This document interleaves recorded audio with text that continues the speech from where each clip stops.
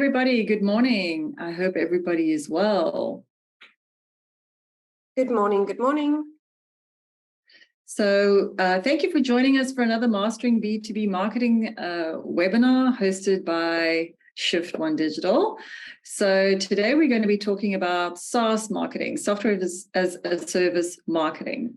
So yeah, this is part of our series on B2B marketing that we've been sort of putting out once a month. So if you've got any topics you want us to cover, go ahead and share it with us. So without any further ado, I'll quickly introduce myself. If you don't know who I am, my name's Dylan Kolstad, the founder and CEO of Shift One Digital. We're a full service B2B digital marketing agency. And I'm joined today by Irma Karsten. Irma, do you want to introduce yourself quickly? Hi, everyone. Good morning. I'm Irma Karsten. I'm with the Digital Marketing Academy, which is part of the Shift One group, where we train and teach and coach and support people like you. So that's me. Thanks, Dylan. Yep. So Shift One's been going since 2011, so we're around 12 years old, and Digital Marketing Academy since 2013. So yeah, we know what we're doing when it comes to marketing, digital marketing. So let's go through very, very quickly, the basics of SaaS. I'm sure everyone that's joined us now knows what SaaS is and SaaS marketing, but just in case you don't, software as a service, basically, it's a software licensing delivery model where it's based on subscription basis and the software is hosted in the cloud, and the consumers don't need to have their own architecture, software. They don't do any of their maintenance or infrastructure. So as a result, it's a lot cheaper for people to use on a sort of do-it-yourself basis.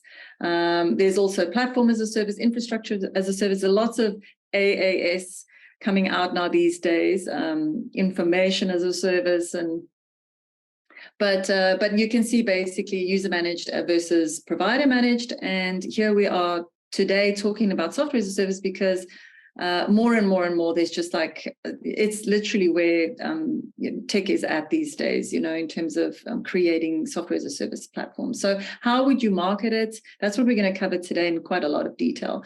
Advantages of software as a service. There's business advantages. Obviously, it shortens the application and the creation of software, delivery time, the need for infrastructure. There's technical advantages. So obviously, it's flexible and scalable. And you've got, financial advantages because it's there's a lot of flexibility and cost advantages as well to running software as a service. So we're not here to teach you about that. Let's talk about the SaaS marketplace. So obviously, there's 25 gajillion software programs out there in the world today, and there's just been the most rapid growth, and year on year the landscape literally just doubles, especially, this is just the marketing software as a service space. We're not even talking about the full software as a service space, and you get these maps by country. So there's a lot of really cool tech out there, but there's just rapid growth. And I think the thing to highlight here is the competitive landscape. So if you are in the CRM space, just look. I know you probably can't see, but it's tiny in the middle here, social relationships. In the middle is the CRMs. I don't even know what that number is, but there's easily hundreds of CRMs out there. So if you're selling an ERM and if you work for a CRM company and you're the marketing manager, how are you going to differentiate? So how are you going to stand out? It's like walking down the bread aisle and there's just 50,000 types of bread. You need to, as the marketing manager, work out how you're going to stand out. And I think that is really what our main point is of this talk today. We're going to very, very quickly, because we only have an hour with you and we could literally spend a day on every single topic, but we're going to literally just be taking you how and how to reach your audiences and stand out. So without any further ado, I'm going to hand you over to Emma, who's going to talk about your audiences. All right, thanks, Dylan. So yeah, it's very important for you to work together with your sales teams as well. So on that note, I would just like to kick this off and say marketers need to get out of their silos, right? Your sales team, especially in the technology space, have a lot of data that you can work with, right? So speak to your sales teams, speak to your customer service teams who talk to clients after the sale happened, because there's a lot of content right there in your customer queries, your customer questions. But when you look at this target market table that we have on the screen, that is where it's super important to get some of the sales data from your teams to understand who are you actually marketing to. Because remember, in your sales data, you have information about real clients who have bought from you before, who you have contracts with, who have subscribed or are using your technology. So that's where you need to be really clear about how do you position your software, your service, your solutions? Because remember, your technology solutions solve the problems of your customers. It helps them to become successful. So if we know exactly what our enterprise clients look like, how do you categorize what does a medium-sized business or client look like in your terms, right? Or what does a small client looks like? That is very important because the messaging will be completely different in the technology space because the solutions they're looking for will be different, right? So spend some time. If you don't have a matrix or a table like the one on your screen, it's a really simple tool to use to actually help with your positioning and your messaging. But don't forget that your resellers, your distributors are also a major target audience, right? Remember that you can really build your business, and some companies actually do only focus on their resellers or their partners or their affiliates. So if you have any, that is a rich source of potential business right there. Recurring, and also the upselling and the cross-selling opportunities are multiple. So use this table, very simple, easy to use, but it will also help you to just kind of plot out where your different customers are, where their pain points are, which of your unique selling points and solutions help them, so that you can tailor your message and your channels effectively to these personas in the different audiences. Because in each of these different types of businesses or segments of your audience, there are different decision makers. So we always refer back to our persona document, but you really need to deeply understand these decision makers. You know, in the B2B space, it's not just one person that makes a decision. You may have a legal person, a finance person, a technical buyer, a procurement manager, who are all influenced by the decision-making process. And if you have a persona document like the one on the screen for each of them, you can help them meet their objectives. Great. You can go to the next one. Thank you. Also, then just remember that in these different size audiences or segments that, the cost of acquisition differs. So you need to prioritize. You know your customers best. You know your customer segments best. So if you look at the diagram on the screen, the cost of getting an enterprise on board is usually much higher than smaller segments of your audiences. Those sales cycles can be extremely long. In a B2B space, the sales cycle can be anything from 6 to 12 to 18 months, depending on the size of the contract. So that's where your funnel needs to be segmented and also differentiated in terms of the priorities, where the short, medium, and long-term priorities are, because it can be very expensive to focus all your efforts on one type of customer, as you'll see on the screen. Yeah. Thanks, Dylan. Thank you, Irma. Okay, so let's chat about, so now you know who your audiences are, and Irma and I are big fans of working out who your audience is. And, you start off with a table and you prioritize which ones are you going to focus on, and you might decide that you're going to only focus, it's important to know who's your number one audience segment. And then the unpacking of the needs, like what do they need? Do you really know? And I love what Irma said about, sources of finding out their needs. Sometimes as a marketer, we can be very removed from our customers, and it's important to be on the coalface. It's important. I used to spend some time every week listening to calls from the call center to hear what the customers were saying. And exactly like Irma said, the nuggets and the insights were amazing. Chat to your subject matter experts, and because the main thing that you need to do is learn how to figure out how you're going to stand out in this competitive landscape. So I mean, we spend a lot of time for our clients looking at their competitors, mapping them out, looking at their websites, looking at their social media content, looking at their blogs, looking at their webinars. What are they doing? And for the simple reason, like we're not there to copy them. What we want to do is we understand how to stand out from them and how to differentiate ourselves. Because if you can't tell me what makes you different to your competitors, your customers won't be able to know what makes you different to your competitors. And if you can't tell me why I should choose you, your customers can't tell you why they should choose you. So do the hard yards. We can help you put together full competitive analysis. We dive deep into all your different strengths as opposed to your competitors' strengths, and we try and work out, using this little positioning matrix, how are we going to position you. And so, here it's based on price and features, so we might start with price and features, but then if you tell me your other strong points or your unique selling points, I'm going to create different matrices and put different things on there. It might be relationship versus low relationship. It might be high customizability versus low customizability. It might be ease of implementation, hard to implement, or long time to implement. So if you have these little matrices out there and you flip around your different USPs on the different axes, you can start to get an idea of the space that you play in. And then you map your competitors against there to see, okay, where do you have some space around you that you can really niche in? And ideally, your USPs match your customers' needs. This doesn't help you solving problems they don't have. So do spend some time with your matrices, and there's different ways that you can look at it. You can spin it in 100 different ways, to get the view that really gives you the insights. So I'll ask Irma to chat about your value proposition.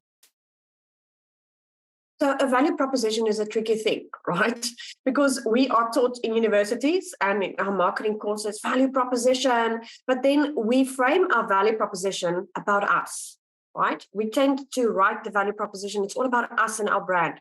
Your customers, your clients don't care about your brand. They care about their problem they need a solution to.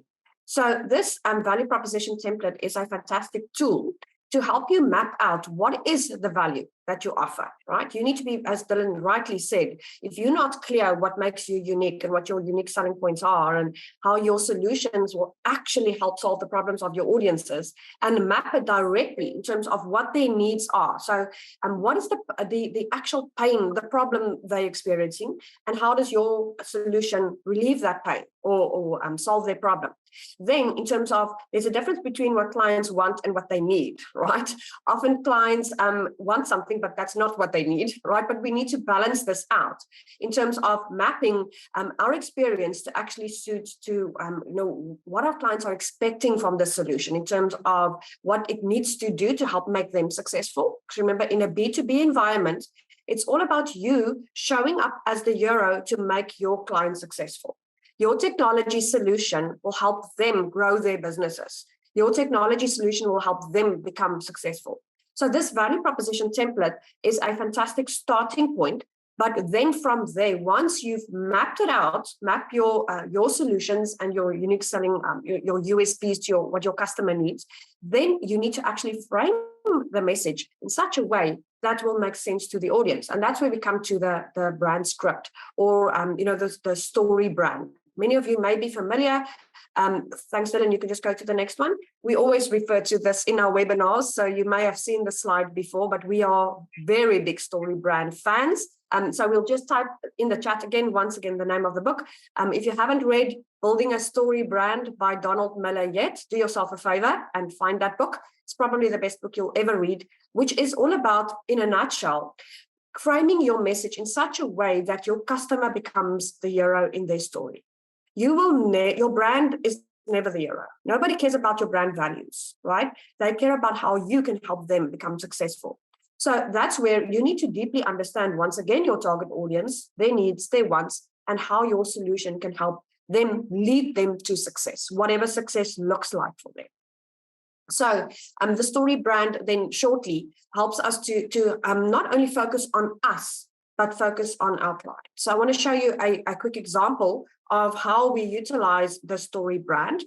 So we actually, this is kind of, once you've mapped out your value proposition map, linking to the customer's needs and what you offer, then this is a fantastic way to actually frame your value proposition so it becomes valuable for your clients, right? So at our company, we understand what it is that you need to become successful. In order to do that, and that's where you slot in their wants. What do they want? They want to reach their targets. I'm putting it in very simple language, or they want to increase revenue, or whatever it is that decision maker needs in their role, right? But then you also state their problem. Can you see how the value proposition map now fits into this framework, right?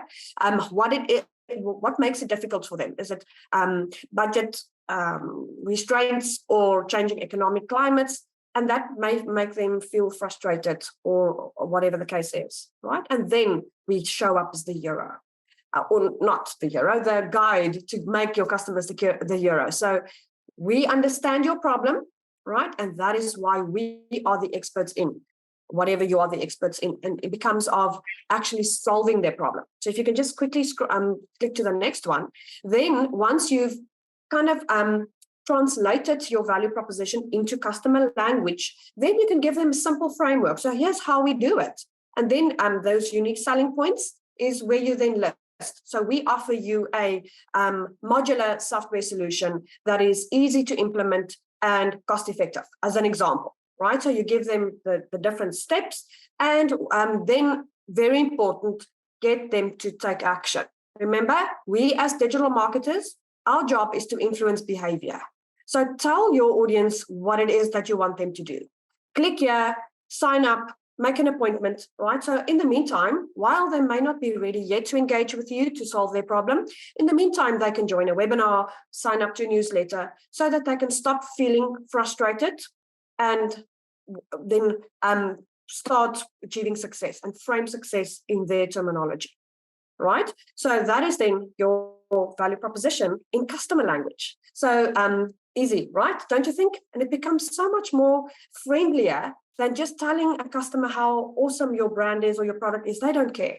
They actually care about how they can be successful. So thanks, Dylan. If you could just click to the next one. So please read this book. Here's an example on the screen.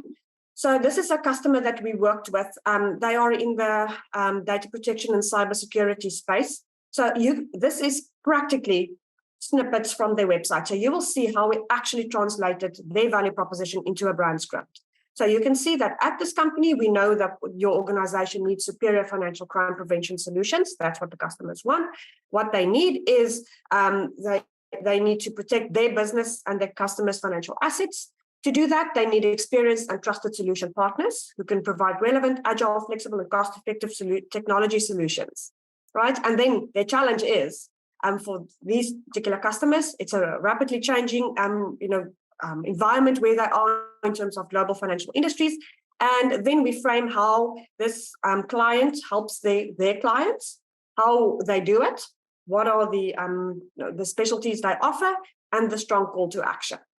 As easy as that. And we just followed the brand story recipe. So I would really like you, after this session, to go and try that for your clients. Go and have a look at your website. What is it that you're telling your customers? And this is on the homepage. This should be on the homepage of your website, so customers know exactly what you want, how you can help them make successful, and what do they need to do to get to that solution. Any thoughts, Dylan? Yeah, I absolutely agree. Most of the time when I deal with clients and we start interacting with clients, all of their websites, content, their elevator pitch is completely navel gazing. It's all about me, how great we are. We do this, we do this, we do this. And nobody cares. Nobody cares, like you said, nobody cares about your values. Nobody cares that integrity is your, everybody has the same values at the end of the day. What they care is about themselves and how are you're going to help them succeed. So 100%. And that's such a beautiful, practical workshop. And what you need to do is, we can facilitate it for you, or you can facilitate it with your senior executives, with your subject matter experts. Have one for the brand as a whole and have one for each service line as a subsection, so that you can clearly articulate your full brand story. And then obviously for each of your different products and services that you offer, you should have a brand story in place so that you have a clear song sheet that everybody sings from. And Irma, do you want to just talk about the 4 emotional pillars of need that customers have and how you can tailor content around that once you know that? Yeah, sure. So if you look at the diagram on the screen, it's kind of like the Maslow hierarchy of needs, just kindly slightly changed, right, in the modern world that we are in, or the customers that you work with. But remember, even in a B2B space, you're still marketing to people. These are real, actual people on the other side of the screen, right? Even though it's a business, your customers are businesses, they still have functional needs, actual functions or elements that help solve their problems to make them feel successful, to change their lives, to reach their objectives in the roles that they are in, and ultimately have a social impact on them. So we definitely don't move away from emotional marketing completely, although in a B2B, B2C space, it's a whole lot more emotional, right? It's part of, all about the individual, but it's still all about the individual in a B2B space. So, but the way we address these emotional needs or aspects of your customers are just slightly different in the way that we frame the message to help them in their role, in their careers, to become successful. Yeah, absolutely. 100%. Okay, so now that you've unpacked your unique selling points, your positioning, your message, your customers' needs, you understand your how you're going to position your company and your services in effectively, now you can go away and start creating content. So you know which platforms your audiences are sitting on. You know that this audience sits on this platform primarily, or these 10 platforms. You know that this audience sits in these 10 platforms. Your mind isn't just a big jumble of all mixture of platforms and people. You've got clear, that's why I love my table, because you've got clear, separated. I know that this audience is on that platform. So if your chairman's daughter starts talking about TikTok and Pinterest, and that filters down to the marketing director, and they ask you, why are we not on TikTok and Pinterest? You can go to your target market table and say, none of our audiences use TikTok and Pinterest, for example. Or you can say, absolutely, yes, there is this audience that uses TikTok and Pinterest that we can start targeting. But, so let's look at the role of content marketing and software and services, and how we can use content marketing to establish yourselves as thought leaders. When you're talking B2B marketing, when you're talking SaaS marketing, you're talking thought leadership. It's very, very important that the companies stand out by the creation of high quality educational content that very much speaks to your audience's pain points. So that's why you can't start creating content until you've done the target marketing mapping, your USP mapping, and really understanding your customers' pain points, because it's important that your content builds trust and positions your company as an authority in the industry. So that's really what we're looking at doing. So we always, in all of our webinars, we bang on about the customer journey. And I think the reason we do this is because it's really important with technology that you map who is at the top of the funnel. I like my funnels to go this way, but who's at the top of your funnel, who's in the awareness space, who's just started to become aware that they have a problem, or may not even yet be aware that they have a problem. And it's different content, different channels, different ways, different messages that you're going to reach these people. And using marketing technology, you can identify these audiences and make sure that they see different content. You know that they're searching this. So if they land on this web page, they're at the top of the funnel, which means you can apply your cookies, which means you can remarket to them later when they're sitting on Reddit later at some point in time, or they're sitting somewhere else on another social platform. You can remarket to them your content that is top of funnel, which is in the awareness space. I'm trying to understand. So what are you going to be doing, and how is your content going to meet their needs in that space? But as they start to engage, and you know that the people at this step at the top of the funnel, they watch that video. Now you can serve them something that's slightly more specific. They're starting to go into more detail. It's more emotional based up here. Now it's starting to become maybe more functional. Maybe focus a little bit on benefits and then functional. As they move down the funnel, the information that they're looking for becomes more and more specific. So it's important that you are creating content that matches your audiences as they move down the funnel. Irma, did you want to say anything on that point? Yes, I just want to add in something, Dylan, but the content marketing part is, I cannot stress enough how you need to spend time on the front line speaking to actual clients, right? Because I'll give you an example how we do it. When we onboard a new client, we insist on running a strategic workshop with the executive team. I'll tell you why we do that. Because in that strategy workshop, because that's our clients, you should do the same with yours, we can hear the language the CEO uses. We hear the language the finance director uses. We get to know their personalities. We get to know the brand, the values, the real values, what the brand stands for, the personality of the brand. So that's how we get cues. We can get a lot of documents sent to us from our clients, but we want to hear their voices. Because when we understand the words they use in our content strategies, we can help to use the right terminologies that will help move them through this funnel. The whole point of content is to actually get your audiences to take that next step, to get them to conversion. So thank you. I'll stop now. Otherwise, I won't stop talking, Dylan. I know, I'm just as passionate about it. And each of these topics we could literally probably spend a day on. Okay, so let's look at what do B2B customers want to know. So if your customers are asking, what's my problem, then they want education and thought leadership. And what you can share with them is trends, benchmarks, industry analysis, how-to guides. And then this is basically them moving through the funnel. Then they say, well, how do I fix my problem? And that's when you come with solutions, and so you can say, this is how it works. These are some comparisons, pitfall analysis, how to choose a vendor content. And there's great tools out there. You know, there's a tool called Answer the Public, where you can actually see the questions people are asking around certain around your topics. As you drill down through the funnel, your keyword analysis is going to be very, very insightful here as well. And then they start to say, well, should I choose? Who do I choose? Who's the right fit for me? And that's where you come with credentials, trust information. That's where it's important that people understand, you know, who's behind the company, the face of the company. You know, then they start looking at, okay, what are the pricing, case studies? What's my ROI? How to buy? What's going to be like as a customer? So maybe some customer testimonials at this point would also come in. So thought leadership cannot be overly emphasized. People want to know the people behind the brand. And your About Us page probably sucks, because 99% of the About Us pages don't tell me the story behind the brand. They don't tell me that this was started in a garage by two friends, Joe and Bob, and how they went on to do this. Or the people want to know the story behind the brand, and they want to know they want to see like bricks and mortar, and then they want to see the teams.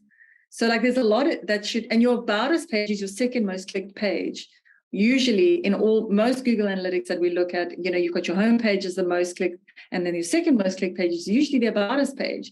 So it's very, very important. People want to buy from people, as Irma said.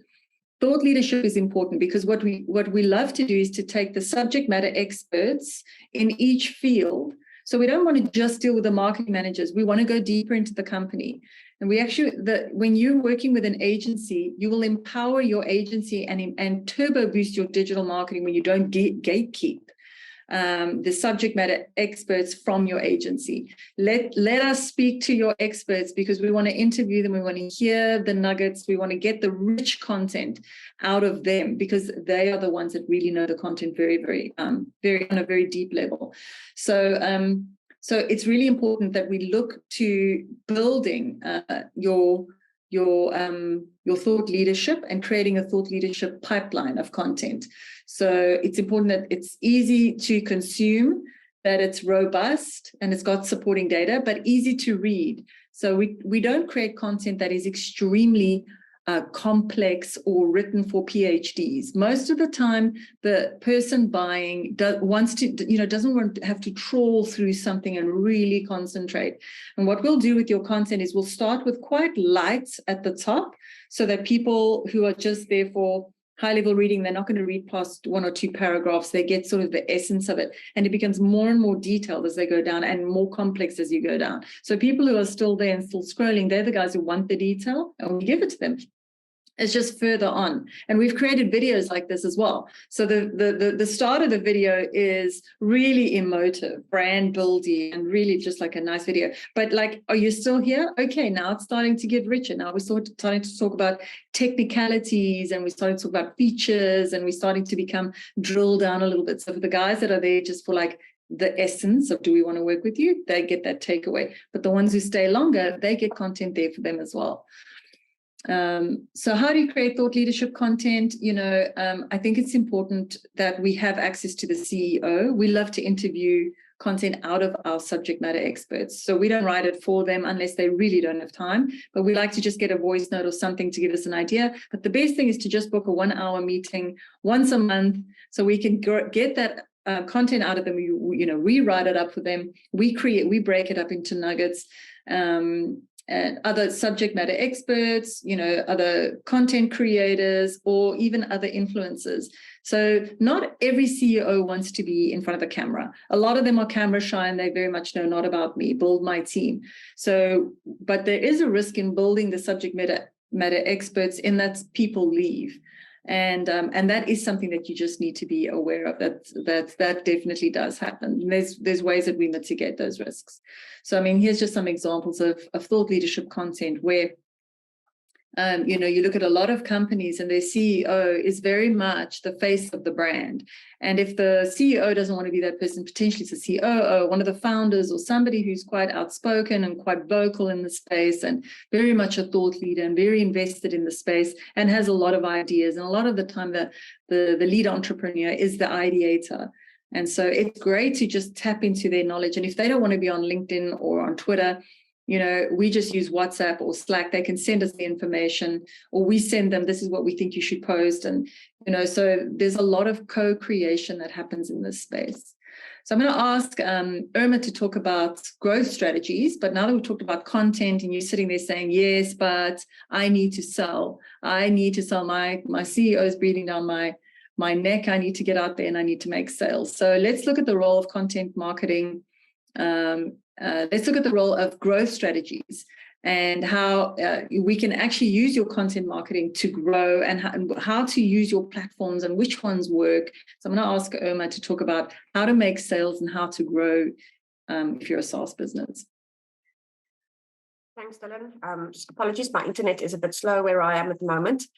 Right, so there are different strategies in terms of how you can actually grow, but it's always about, we always have to grow and get in front of new eyes, get new clients on board, but it's very important to know how to scale, right? Because if you have different sales and marketing efforts going on, remember that it's much more cost effective to actually upsell and cross-sell an existing customer than trying to onboard a new customer. So that's where the cost of acquisition, remember that slide we had a chat about a little bit earlier, becomes so important. So your expertise in your sales and marketing efforts should be aligned to make sure that marketing supports sales, but that we not only acquire new customers, but that we retain our customers that we have.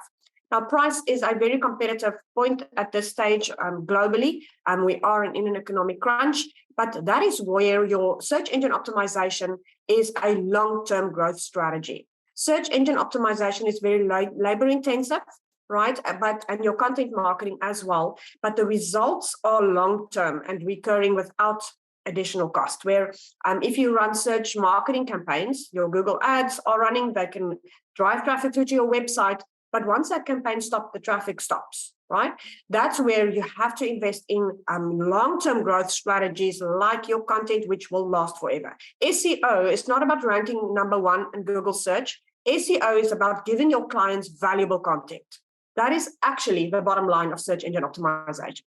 It's about giving your audiences relevant, helpful content that will help solve their problems, right? So there are different channels how we can grow. And also then use your analytics to expand into new markets and geographical locations. That is where we then need to understand, once we have our growth strategy and our pricing strategies aligned, where are we going to spend your marketing? Now, the slide on the screen at the moment was from a global survey that was done across marketers globally. And this is what the majority of them indicated where they are currently spending their budgets, for the services industry. And the majority of marketers globally, I don't think in South Africa, but US, UK definitely spend the majority of their budgets on website development, right?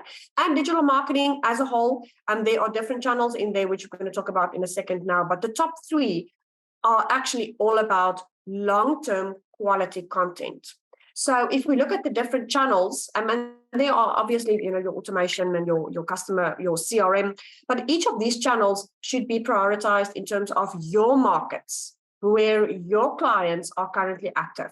So if you we skip along, then what is also important is the first question that I always ask a customer is, when we choose our channels to focus on, the first question I always ask my clients is, what is currently working? Where are you currently getting your sales from, right? And that should be an extremely good guideline in terms of what to do more of and first. So those of you who have heard me before would know I always say, what works, we do more of.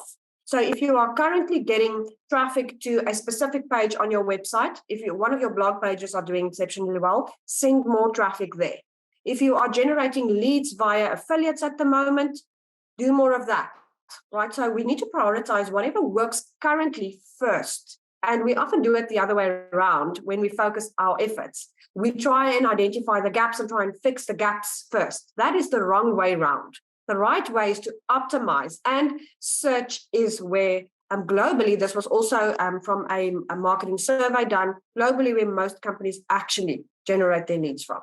So we're getting back to live events now, only now after 3 years down the line from the pandemic, but that is also a really good generator of leads for in the SaaS space. Why? Because people want to see people. They want to see the account managers that will help solve my problem. Even though you're selling a technology solution, you still need a person on the other side to help with implementation or to help you make the decision. So that's where prioritizing your channels, and we'll go through a few of them now, can help you to diversify and not put all of your eggs in one basket. When I say what works, we do more of that. I'm not saying you should do only that, right? But you should decide where to spend your budget optimally. So let's look at a few channels and how it can work for you. So, thanks, If I can jump in, a lot of our clients, or a lot of prospects or people that I speak to, they'll say, yeah, but social media doesn't make sales. And it's important to understand that the role of content supports the sales. It builds trust. It creates a community. It builds loyalty. And it is an integral part to uplifting and upholding your sales. So, you've got to know that people don't come to the sale just usually from one piece of content. Usually what they'll do is they'll see something on LinkedIn, they'll go to Google and type it in, they'll see your ad, your PPC ad, they won't click on the ad, but they saw it, they'll scroll down until they find your organic listing, they'll click on your organic listing, they'll read a blog, and then they'll maybe ignore you, and maybe they get a remarketing thing, they go to a white paper that you pushed on, they sign up for the white paper, then they get an email, and maybe 6 months of getting emails, they decide to be a customer. So if you say, like, where are you getting leads from? Yes, emails may be the final point, maybe website is the final point, but everything plays a role in this beautiful ecosystem. Sometimes it's hard to say that one thing did that thing so well and it's getting us customers, but there are a few things that stand out for sales, but they cannot stand alone. So you should be doing SEO, you should be doing email marketing, you should be doing events, webinars, absolutely key. But there's a lot of things that support that ecosystem to make it work. Thank you, Emma. Yeah, absolutely. So remember, the whole role of marketing is to generate the leads, right? And then the role of your sales process is to close those leads or to turn it into revenue, right? So we cannot ignore any of the channels. That is where, PR, we may think that PR is irrelevant in this day and age. It's absolutely not. Digital PR is the way to go now, but a good old-fashioned press release telling your clients what is newsworthy, what is changing in your environment is still working, right? So we should also go back to traditional forms of marketing, where PR may kind of fall into that space, not always, it has changed a bit, but you need to create relationship, especially in the technology space, with those subject matter experts, the publishers who speak about technology, the influencers, the journalists who work in this space, because we need those links. Remember, in the PR space now, how PR works nowadays is we get our links placed on publications, in magazines, on online articles that refer back to your website, that actually builds your brand as an authority. So that is why PR cannot be ignored, right? Get your content published. Make sure that you are listed in industry publications or industry directories. And as I said earlier, events are fantastic ways of getting connections, connecting with the right people in the different industries and getting your links published. So make sure that you have newsworthy articles. But together with that, podcasting is a channel that can really yield long-term revenue, because you can create a podcast article or a podcast episode today, and you can get referring traffic ongoing to that podcast. People love to listen to podcasts. It's really doing well. You don't have to pay for a spot on a radio ad anymore. You actually have your own radio station where you can broadcast all the time, and not just at a specific slot where you need to pay for it. And when we have a podcast audience, it's a captive audience that wants to hear from you as a thought leader. So it's really quick and easy to set up. And also, one of the benefits of podcasts is that it's highly shareable, and you can create snippets of content from your podcast. So you create the podcast once. An example is where Dylan produces her podcast episodes, but from the podcasts, there are little snippets of social media posts that we can create from there, or blog articles. So remember to always cross-link, always use every single link opportunity that you have. So make sure in your podcast description that you have a link back to the blog article on your site that speaks to the podcast episode. Or we often forget about the opportunities on YouTube. There are multiple link opportunities in your video descriptions, but we always need to cross-pollinate. So some of the other examples that we can look at, if you can just click along, unless you want to add anything there, Dylan, I know you love the podcast bit. Anything to add? No, absolutely right. And remember to embed it in your website, because the more interactive a web page is, the better the SEO ranking. So embed, like Irma said, your YouTube video. If you made a video while you were doing the podcast, this is what we do. I'll do a podcast session, but I'll get the video asset, and you can upload the audio asset, and then you can embed some social posts into this web page, the blog that you write up about it, because it just increases the stickiness of that page.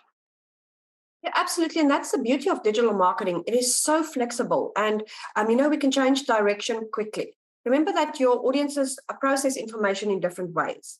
The way that a financial director processes information is completely different to the way that a marketing manager wants to see information. So these little snippets of content can actually help to repurpose in multiple ways. Obviously, online ads where we pay for exposure is a fantastic growth strategy. And we often have to rely on online ads, especially when we're launching a new brand, launching a new product line. But remember that we pay for that space, right? So we actually need to have an organic growth strategy together with our paid strategy. So be careful to not only rely on your paid strategy. I see this all the time with our clients, where paid search marketing, Google ads are the channel driving traffic through to their website. But there should be a balance. Initially, short-term, your Google ads should drive the traffic, right? It's great for generating leads and sales, because Google ads are not intrusive.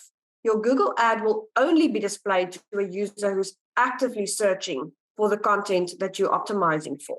Whereas social ad may be intrusive, but a social ad is fantastic for remarketing, as Dylan just said earlier. Remember, it's this whole process. A CEO also spends time on his couch on a Saturday afternoon browsing through Facebook. And a well-positioned, beautifully crafted remarketing ad on Facebook will not be intrusive on his newsfeed or her newsfeed, because they've already seen your ad on social or on Google. Now we serve a beautifully crafted second touch point.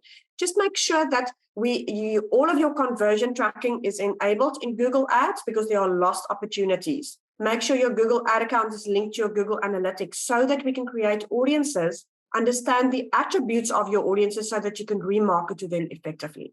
Because this is where your ads are not only good for top of the funnel, getting fresh new eyes on your content or new customers or prospects into your funnel, but also moving them to conversion. So that is also, but remember, it is expensive, right? So you want to balance your paid strategy with your organic growth strategy. Organic is long-term, where your paid may serve a short-term solution. So let's look at a few of the other channels then. Also, I cannot stress it enough that search engine optimization should actually be the beginning and the ending of your digital marketing strategy. We often do it the wrong way around. All of your digital channels, your social, every single channel, email marketing should actually support your SEO strategy. So how often, ask this to our clients every single day. When last did you have your paid social team and your SEO team in the same room? And that doesn't happen often enough because your social team actually needs to get guidance from your SEO team. The SEO team knows which content pillars to focus on, not only keywords, but what are the topics that your clients want to read about. So your social channels should support your SEO strategy and not the other way around, because search engine optimization may be a slow and long process.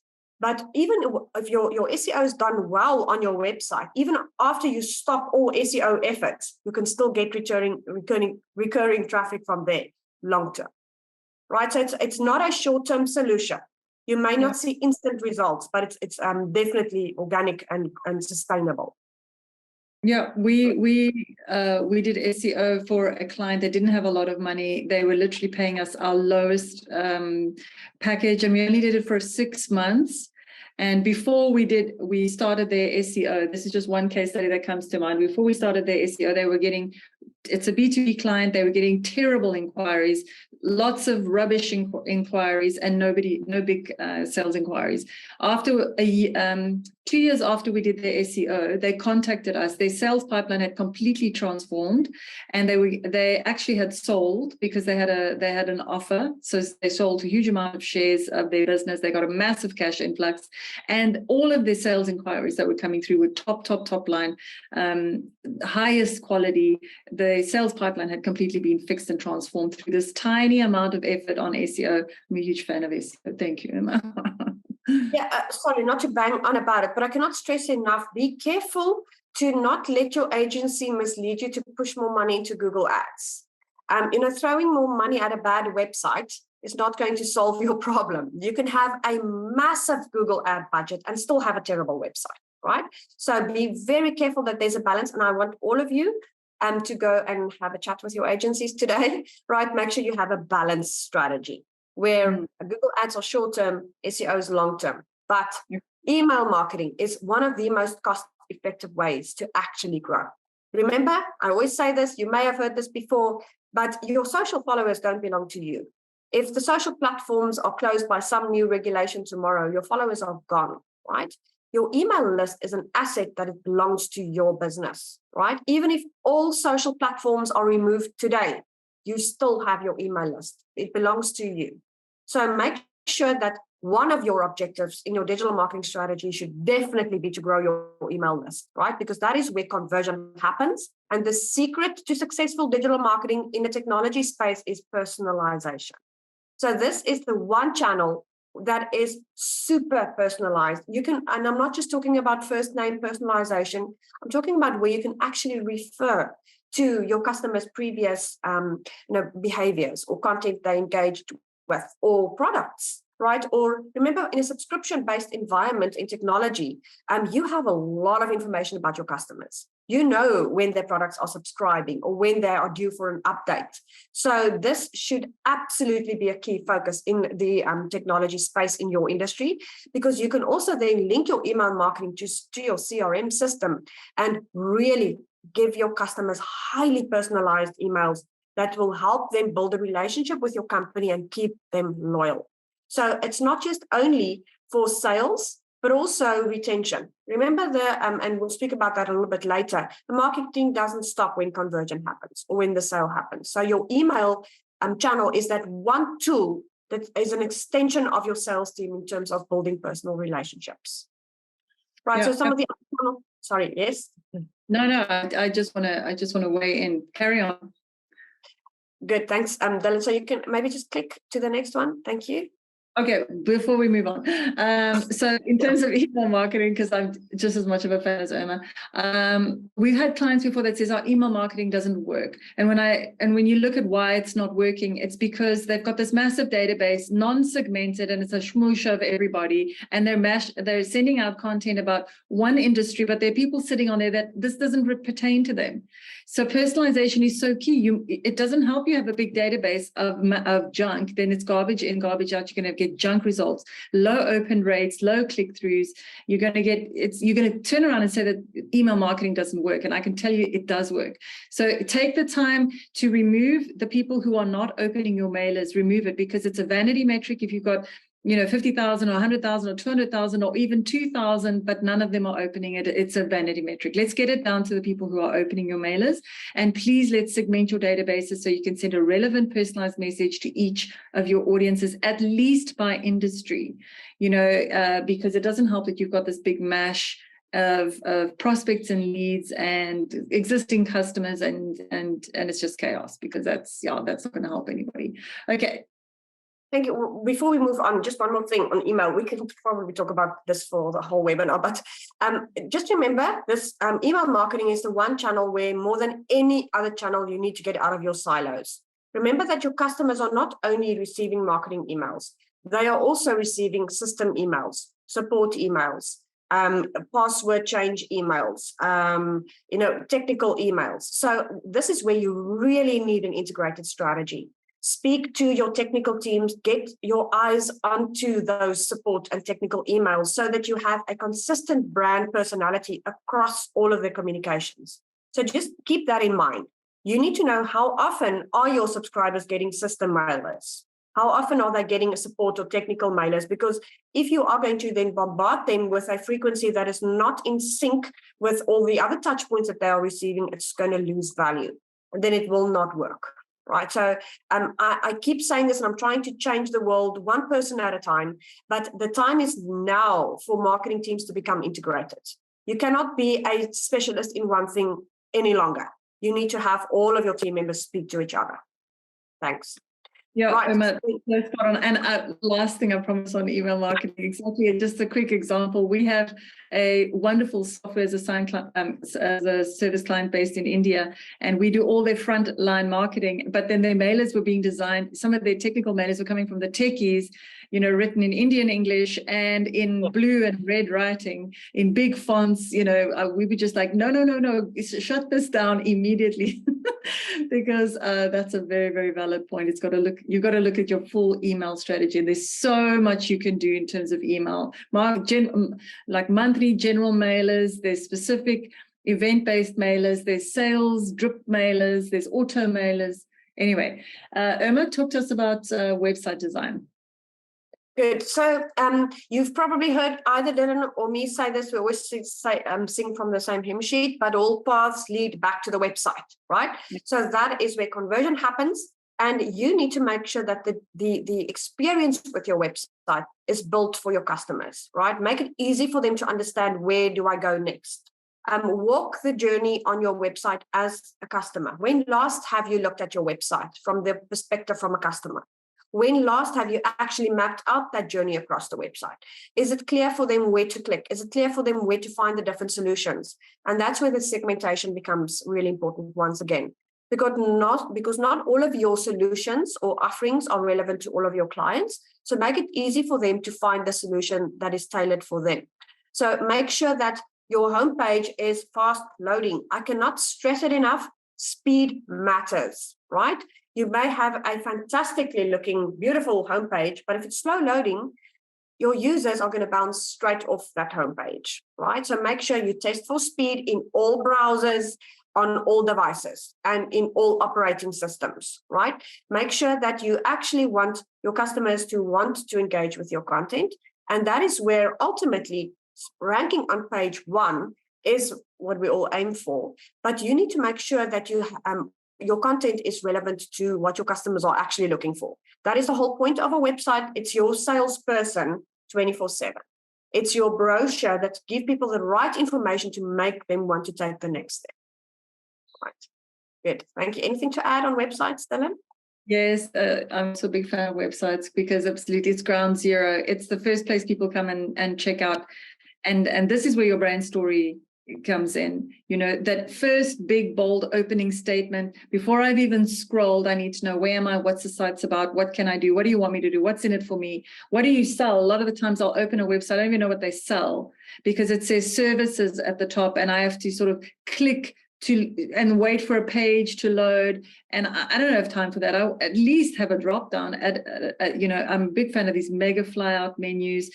Stack them by audience. Don't just create like, this is what we sell. You could say, who are you? If you're a this might interest you. If you're a that, this might interest you. Like, be different. But yeah, absolutely. I'm a huge fan of information architecture when it comes to website design, because it's literally, I feel like, one of the most important things you can do. Irma, social media? Wait, I just want to add something to the website, but we could probably add something to every channel. Remember that good design or user experience is about, you should never have your user more than 3 clicks away from conversion. So that's a good way to also design your user or look at your user experience. Whatever your conversions are, remember we have micro conversions and then the final conversions on the site. They should never be more than 3 clicks away from conversion. So wherever you lead them, whatever content you serve them, or whatever journey they take across your site, make it easy for them to convert in as few clicks as possible. Good. So let's talk about social media. And Dylan mentioned it beautifully earlier, where we often think that in the B2B technology space, social media is irrelevant. It's absolutely not. Definitely, we do agree that LinkedIn should be your main source of your social selling efforts, because that is in the B2B space where lead generation does happen and where social selling is powerful. So your business development teams, your sales teams, it's not negotiable, should be active on LinkedIn. Make sure their profiles are optimized so that your potential clients can get a hold of the right person that represent your brand. But also remember that you can also use social media to build an employer brand. Maybe you want to attract the right attention or talent into your company. So there are multiple benefits of having a good social media presence. And it's not just about the Facebooks or the TikToks of the world. There are multiple channels where people use it in multiple ways. So think about that entire journey again. This is where you can share the human side of your brand. The whole point of social media is to bring the human element to your clients and to interact with them on the most humanly way that is possible. So this is absolutely a channel that you should not ignore, and also where you can really give them case studies, social proof, show them how people like them, how you solved their problems. Right, and that's where social media is absolutely, powerful. Definitely, webinars are a huge lead generation tool in the technology space. Even if you have 100 people register for your webinar, and usually the attendance rate is 50%, 100 people showed interest in the thought leadership or the subject matter expert that you are offering them. So that is 100 people that you could potentially start communicating to, or start conversations with, or build relationships with. And apart from that, it also gives you content to work with. Remember that your webinar is a video file in itself. So from there, snippets, transcribes, blog articles, all of these are actually fantastic ways to get content there. It's relatively easy to set up. It's very cost effective. Make sure that you get your experts in there. Get your CEOs to interview each other, or show a demonstration, or show your expertise. And a webinar is one of the ways to do that. Anything to add, Dylan? No, absolutely. It's they don't have to be extremely expensive to run and to set up. And getting into the swing of them is just the most important thing. Is create a regular program so people know when your webinars are coming out. You can have a company like us help you manage your webinars until you're ready to run it yourself, or you can do it yourself. There's literally no reason why you shouldn't be doing it. You could be doing it as a panel. You could be doing it as a solo person. It's absolutely key. Yeah, and a reminder from Amarle to sign up to all our future upcoming webinars. If you haven't already subscribed to our YouTube channel, subscribe to our mailing list to make sure you do you are notified about our webinars, because we do give away quite a lot. I would say we share the secret sauce. Irma, do you want to talk about surveys, or should I? We're practicing what we preach. So just be careful of surveys. Surveys can be a really annoying thing. So nobody will complete a survey for the joy of completing a survey. So when you do send out surveys, make sure your customers understand that it's to their benefit. Help them, or it's to help them, right? Ask them what type of content would they need. Ask them questions about their needs. There's nobody, think about your inbox. When last have you completed a survey? Unless the survey is valuable and can help you make your life easier. So that's where, in your industry, you can become a thought leader. Ask industry-related questions to your clients and then publish the results, like the slides we're showing you right now. you can then show to your clients, this is what's happening in the industry at the moment. And it also shows your clients that you are a thought leader, that you do speak to your clients and listen to them. But also just be careful of not hiding behind a survey when you can actually speak to a real person. Speak to your customer-facing teams. That's often much better than a survey, right? So just remember that this is a tool, but don't just package it in terms of a questionnaire. Surveys can be done in multiple ways. Thank you. Absolutely. So to wrap up, we just want to emphasize, and I know we're at the end of our time, so if you have to hop off, you're welcome to catch up the rest via the video. But we're nearly at the end. So just to wrap up and say, as Irma said, the sale doesn't stop at the conversion. As a marketing manager, it's key that you take that client through and you have a clear sales onboarding process. So absolutely critical is to have a clear onboarding and retention process in the SaaS space. So it's your job to make sure there's a smooth engaging of customers, that you're actively addressing their needs still long after the sale. So we can quickly fly through some ways that you can reduce churn, increase customer lifetime value, and look at fostering long-term customer relationships. And some practical things that you could do is just have an onboarding checklist, some sort of plan that you have in the business to say, okay, after customers come on board, these are the things that we need. Make sure that these auto mailers are going out, so that their hands are held. But if you look at customer success, I think in terms of SaaS marketing and the overall customer journey, it's important that you even if you don't have your own customer success team, you can put a few interventions in place. Create a customer success program, look at your customer feedback, like Irma keeps saying, look at your customer feedback, see what the problems are, the pain points that people have, and put interventions in place, a video, a DIY video, a demo video, a call from a salesperson, maybe it's a how-to guide, but basically drive product improvements and customer satisfaction, because the lifetime value of your customers is dramatically impacted by how long you can keep them around. So there's just a little customer success canvas. There's a lot of things that you could use just to drive customer loyalty, because at the end of the day, really it's about having the customer experience. Having a good customer experience means that you have a loyal customer, which means that at the end of the day, your customers stick around. So if you just have a look at the importance of your metrics and tracking of your customers throughout the SaaS journey, you can look at your customer acquisition costs, your customer lifetime value, your churn rate, conversion rates, and put interventions in place where you see people dropping off the funnel. So the funnel doesn't stop at the sale, the funnel continues long after the sale, and you as the marketer can put these interventions in place, because you can see here the retention, the value of the customer absolutely hockey sticks the longer they stick around. So as a marketer, you know that retaining customers is actually more important almost than acquiring customers, or both are important. So make sure that you've got your that in place. Do we have any questions? So we'd like to open the panel now to some questions. So you're welcome to post any questions to us in the chat or in the Q&A section of the webinar. Have we overwhelmed you? Did we speak too fast? It's a lot to squeeze into an hour session.